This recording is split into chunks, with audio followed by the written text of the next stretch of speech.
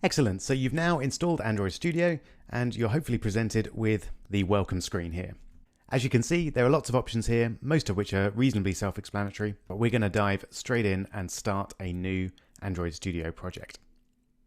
This takes us to the first of a few option screens. So let's start by filling in the application name, and for now, we'll just call it Example App. The next option is to select your company domain. Now at this point in your Android development career, you probably don't have your own domain name, but don't worry, you can really put anything you like here for now, though when you start publishing apps, you will need to have a unique domain. So if you like, you can leave that as the example that you're given, or you can change it to really whatever you like. I'm going to change it to rob@myappcompany.com, just to show you that you can use literally anything you like here. Then you can choose where the project is saved on your hard drive. I'm just going to use the default location. If you want to, you can edit the package name to just create it from your company domain and the name of your app, but generally I would leave that as the default, as it might cause confusion later if you do change it. Then down here you can choose to include C++ or Kotlin support.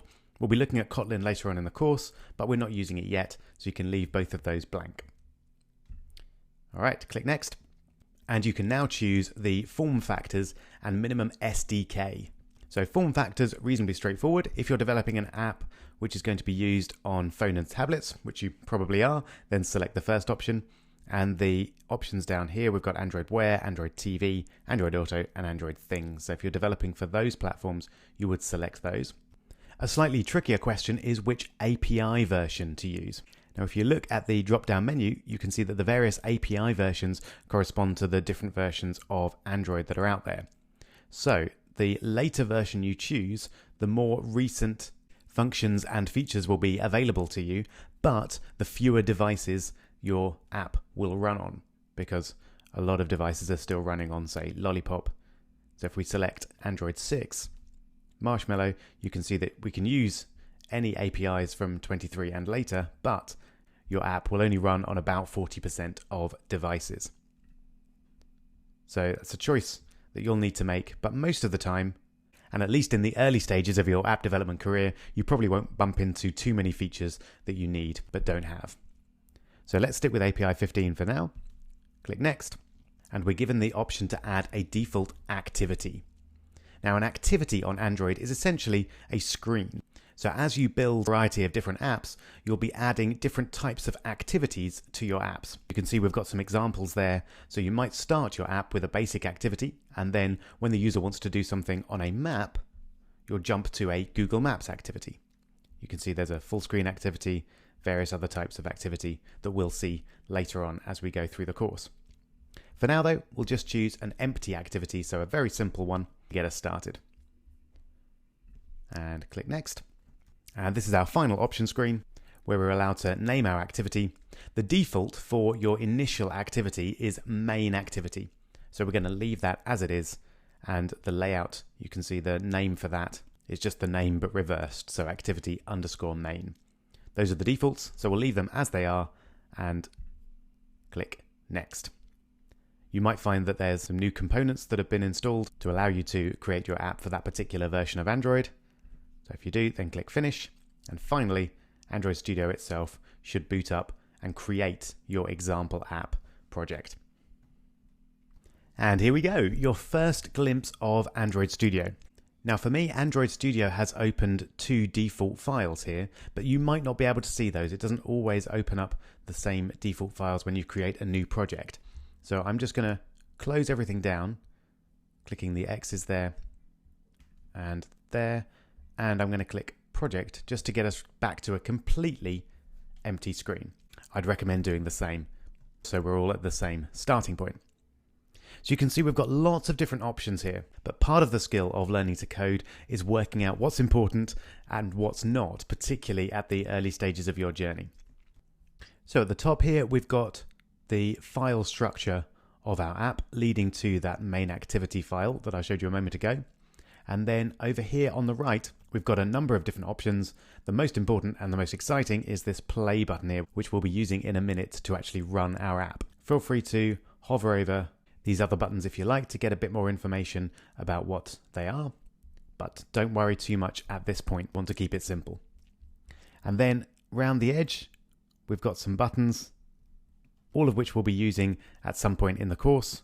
But for the moment, we're going to focus on the project button, which allows us to view our project. Now we've got two key folders here. We've got app and Gradle scripts.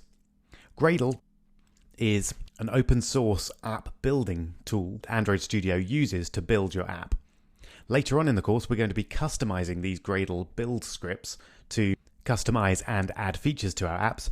But for the moment, we can just leave those as they are. So let's have a look inside the app folder. So we've got three folders here. The first is manifests, which has a single file in it called Android Manifest. Let's have a quick look at that one.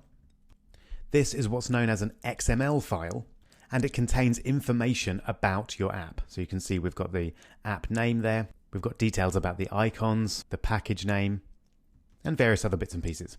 We'll be editing this later on, just like with the Gradle scripts, to add features. But for now, we can pop that back in its folder and leave it as is. Of more interest at this point is the Java folder, which is where the code for our app resides. There's three folders within that. These are test folders, which we won't be using again right now. The one we're really interested in is that top folder, which has a single file in it, the main activity file. And as I mentioned earlier, this is some Java code which creates and sets up the main activity in our app. We'll be looking at that in much more detail in the next couple of videos. And finally, we have res, short for resources folder, which is where we keep things like images and music. But most importantly to us right now is the layout subfolder within that, where we can see this activity main.xml file. And if you double click that, you can actually see a visual representation of your app. And this is where you get started editing the actual content of the app and the layout. So we're going to spend a lot of time in activity main.xml working with layout, and in main activity working with some Java to actually make your app do things. So feel free to take a moment to play around here and maybe add some buttons to your app and see what effect it has. Have a look at the different widgets that are available, different type of text views. There's a lot that you can add to your app from there. You might also want to see how your app would look on different devices. So we've got a Nexus 4 by default there, but we can try the Pixel phone. We can look at some bigger resolution devices like the Nexus 9. And we can even look at watches or TV screens. We'll leave it on Nexus 4 for now, but feel free again to play around with that. And also you can see what your app would look like in landscape mode and switch back and forth as well. So there's a huge amount you can do here, most of which we're going to look at various points during the course. But for now, let's just try and run our example app on a phone within the emulator in Android Studio. So we click the green play button there. And here we get the screen that allows us to select the device that we want the app to run on. I don't have any phones or devices connected, so I'll need to use a virtual device. And because I've only just installed Android Studio, I'll need to create a new one. So let's do that. Create new virtual device. And so this is very exciting. You can choose any phone you like and you'll have an emulator for it. And you can use it right there within your computer. And you can create a TV emulator, an Android Wear emulator, and a tablet emulator as well. So I'm going to use the default options as much as possible. So we'll stick with Nexus 5X, but really you can choose whichever one you like here. So click Next. And now we get an option to select a system image. So what version of Android do we want our virtual device to run? I'm going to go for Oreo, the latest version at the recording of this video, but at this point, you're welcome to try out other versions of Android if you prefer. You'll likely have to download the version unless it's already installed. So click accept to accept the terms and conditions. And again, this will take a few moments to install. And there we go. So that's installed. Click finish. And then you should be able to select the version that you've downloaded. Next, it's just a summary of the options that you've selected. A few advanced settings that we'll be using later on in the course. But for now, we'll leave those all as the default and click finish. That will then set up our Android virtual device, and we can select it and click OK. And there it is. So it'll pop up on our screen. We can control it using the icons there. We do have to then wait for our app to build using Gradle, and we'll also have to wait for the emulator to start up. Here we go. So our app is built with 0 errors, and our phone is just booting up there. And here we go. So our app is up and running. You can see we've got a message here, System UI isn't responding. That's just because the startup process is still going on. But clicking wait usually just makes the message go away. So congratulations, you've built and run your first Android app.